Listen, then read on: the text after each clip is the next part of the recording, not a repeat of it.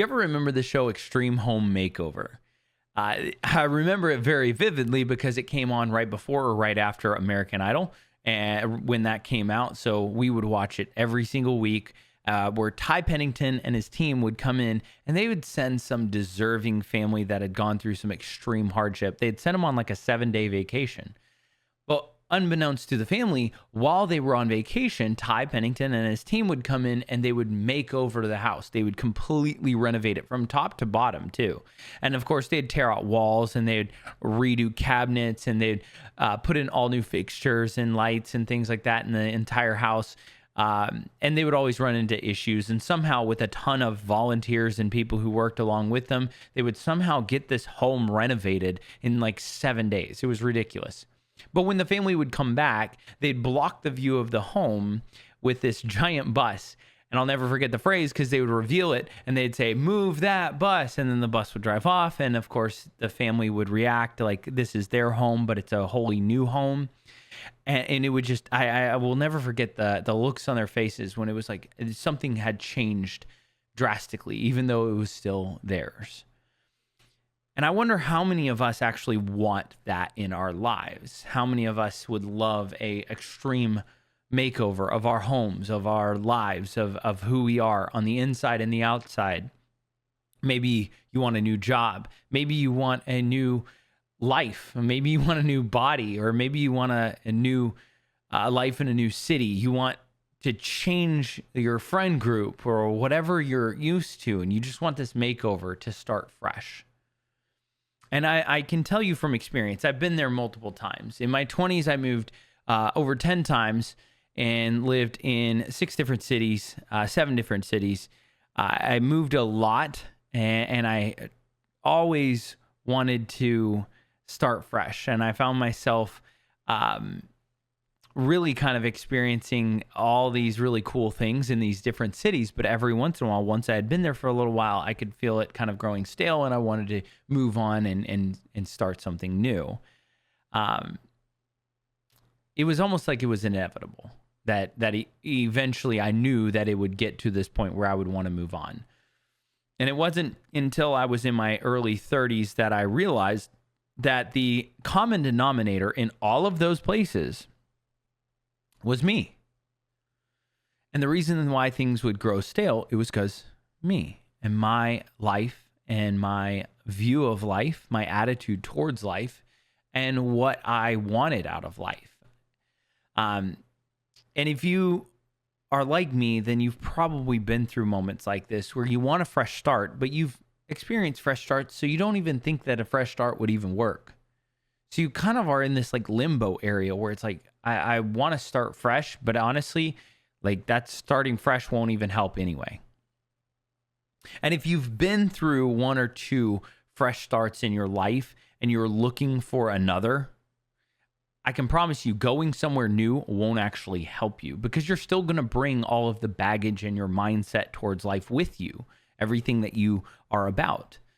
And at some point you have to realize that who you are is not where you are or what kind of car you drive or what job you even have. Who you are is about what you do when nobody is watching. And until you learn that, you'll do things one way when you know people can see you, but you'll do them very differently when you know that they can't. So I've kind of been going through this over the last few months where I've kind of been in the shadows, and I've been focused on myself, and I've been kind of dealing with some personal things, but I've also just been working. I've just been doing things, and I've just been looking at what my life looks like when nobody can see me, when I'm not doing a podcast, when I'm not, broadcasting or posting a ton or anything. What am I doing when nobody can see me? Who am I, and what type of mentality and what type of lifestyle am I leading on the day-to-day that would actually inspire others if they actually could see me? And am I doing it because other people can see me, or am I doing it because I know I can see me?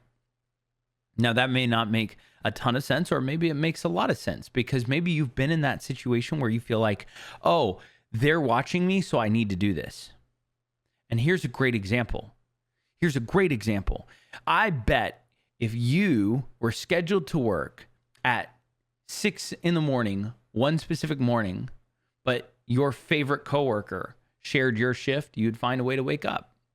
But if you were not scheduled at 6 in the morning, you would sleep in. And if somebody said, hey, if you woke up earlier, you would feel better throughout your day. Hey, if you got your workouts done before work, you'd feel better throughout the day. And maybe that thought process or that victim mentality would start kind of subsiding in your mind. And anytime you say, I don't really have time, I don't think that's true. Or it's so hard to wake up in the morning. Well, when you have purpose, if you're scheduled and there are people around you that you are happy to be around or that rely on you, you'll show up. So what I started doing was I started putting pressure. And over the last few months, I've been doing this. I've been putting a little bit more pressure on specifics in my life.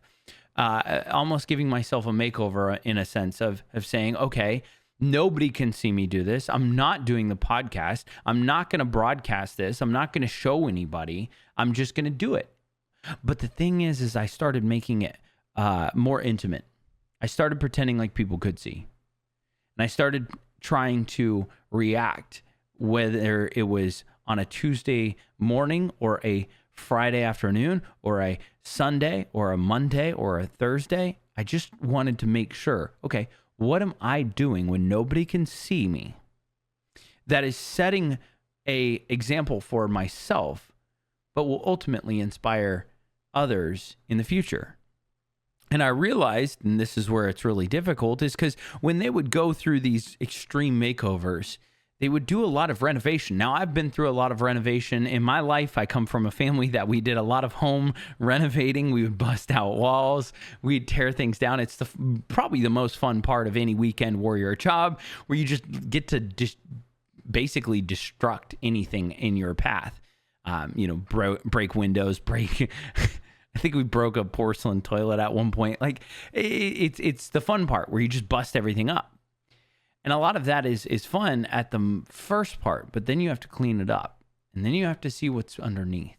And then you find out that there are mold and mildew and things like that. And I'll never forget it. We tore up floors once, and we found that an entire area in our home had mold, and we had to redo a lot of that area.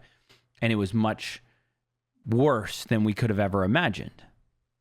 And over the last few weeks, I realized that there was some mentality and personal things that were going on in my life that as I tore up those floorboards and I was like, yeah, okay, we're going to renovate. And it was fun. And I was bashing things and breaking things. And then the more I started tearing floorboards up, the more I started realizing, oh, this is actually an unhealthy view of life that I have.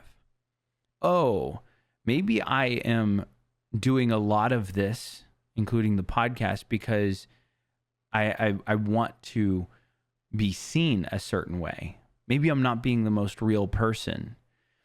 And then I started digging a little bit deeper and pulling out and realizing that some of those festering wounds that I thought had healed were infected again. Whether they became, hurting or not, I didn't realize it until I started actually digging it up and looking at the damage underneath. And renovation will always take a form of reconstruction. And sometimes it takes that, okay, we got to see what's underneath. I remember taking wallpaper down with my mom in one of my parents' houses growing up. And we took the wallpaper off, and there was like a ton of wallpaper underneath. But it wasn't like, oh, there's one layer of wallpaper underneath. It's like whoever had done this, they just kept putting wallpaper up over the previous wallpaper. And so in order for us to get everything off the wall to have a smooth wallpaper finish and everything, we tore wallpaper down, like layers and layers and layers of it. And that's kind of how it's felt over the last few weeks, is because I feel like I've taken layers and layers and layers of myself. But in the process of doing that, that's the cost in being able to renovate, in being able to refresh and put a fresh coat of paint and all the other things that come with it. And I think a lot of us, we want a makeover, but we don't we like the destruction part. So it's easy to go, okay, we're just going to bust down this wall. Or we're going to just do this, or we're going to open this up and we're going to rearrange and we're going to do this and we're going to do that. It's going to be great. But then once we do that, we start cleaning up and we realize, oh shoot, like there is a lot more going on here than I realized. There's a lot more problems than I realize. So I would like to challenge you. If you want a makeover, if you're looking for a fresh start, instead of trying to just sweep everything under the rug, or instead of putting the wallpaper on just over the old wallpaper, I challenge you to go through some of that renovation of destruction. Break some things, pull some things aside, rip up some floorboards, check where there's some pressure points in your life. Maybe you have an attitude issue. Maybe you are, just not respecting food and diet and exercise. Maybe you're not respecting sleep. Maybe you're not respecting your friends and family or the people that you're in relationships with, your significant other.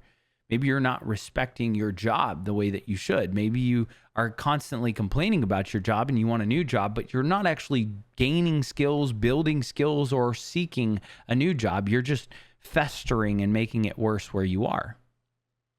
A lot of these things hurt. And I will say over the last few weeks, I've definitely been in pain. It's been hard. It's not been easy. But as I go through this renovation, this extreme makeover of my own self, I'm really excited to constantly find new ways, new things. And it doesn't matter how old the house was on the show. They would go through and there'd be an old house, but they would renovate it. And at the end of 7 days, it would look brand new. And that's what I think is so beautiful about being human, is no matter what you've gone through, no matter how many scars or, messed up areas in your life you have, every single one of us have the ability to choose to do something about it. I'm not saying it's going to be easy. I'm not going to say that everything is going to be something that you can do. Sometimes there are just some things that you need help with, and other people are going to have to help you with. But you have the ability to choose, I want to do something about this. I want to make an extreme makeover for myself. So maybe you want to lose weight. Maybe you want to get a new job. Maybe you want to find a new lifestyle. It's all at your fingertips, but it starts with you choosing it. That's going to do it for this conversation. I really appreciate you all listening. It's good to be back. I hope that you all have a wonderful rest of your week. Remember to give grace, show love, and as always, stay stellar. Peace.